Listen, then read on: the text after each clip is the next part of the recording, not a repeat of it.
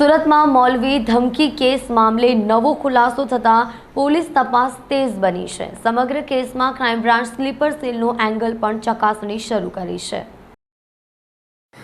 હિન્દુ નેતાઓને શાંતિ મારી નાખવાની ધમકી આપવાના કેસમાં મૌલવી બાદ 2 આરોપીઓને ઝડપી લેવામાં આવ્યા છે।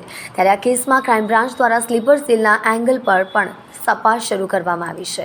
મહારાષ્ટ્રથી ઝડપાયેલા આરોપી શકીલ શેખે હથિયારનો ઓર્ડર પાકિસ્તાન આપ્યો હોવાનું સામે આવ્યું છે। સાથે જ આરોપી શકીલ નેપાળના એજન્ટોના સંપર્કમાં હતો। હિન્દુ નેતાના મોતની ધમકી આપવાના કેસમાં 18 વર્ષીય આરોપી શકીલ ઉર્ફે રઝાની ધરપકડ થઈ છે। આરોપી શકીલને ક્રાઇમ બ્રાન્ચે મહારાષ્ટ્રના મહેબૂબનગરથી ઝડપી પાડ્યો હતો, જેની તપાસમાં સામે આવ્યું હતું કે શકીલ શેખ નેપાળ અને લાઓસના કેટલાક એજન્ટો સાથે પણ ગ્રુપ મીટિંગ અને વિડીયો કોલ કરતો હતો। આરોપીઓએ લાઓસનું એક વર્ચ્યુઅલ મોબાઈલ નંબર પર એક્ટિવ કર્યું છે।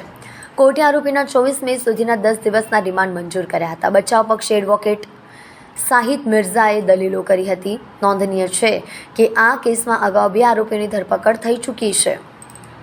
સુદર્શન ટીવીના એડિટર સુરેશ ચૌહાણ પર આરોપીઓના ટાર્ગેટ પર હોવાનો ખુલાસો આજે થયો હતો। આરોપીઓ રાણા ઉપરાંત તેલંગાણા ભાજપના અધ્યક્ષ ટી રાજા સિંહની હત્યાની સાજિશ કરતા હતા। આરોપીઓએ લાઓસનો એક વર્ચ્યુઅલ મોબાઈલ નંબર પર એક્ટિવ કર્યું હતું। સમગ્ર કેસમાં પોલીસ સ્લીપર સેલનો એંગલ પણ ચકાસી રહી છે।